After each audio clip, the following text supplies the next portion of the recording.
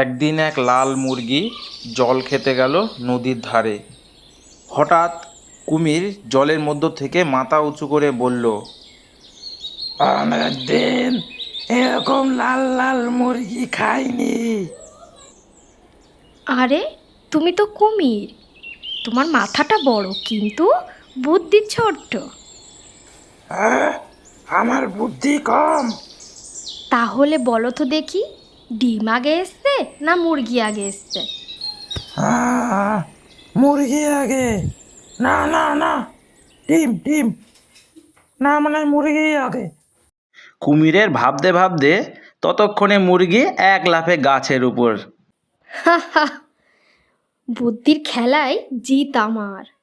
কখনো কখনো একটা বুদ্ধির প্রশ্নই জীবনকে বাঁচাতে পারে। তো বন্ধুরা, ভিডিওটি ভালো লাগলে অবশ্যই লাইক সাবস্ক্রাইব করে দিও।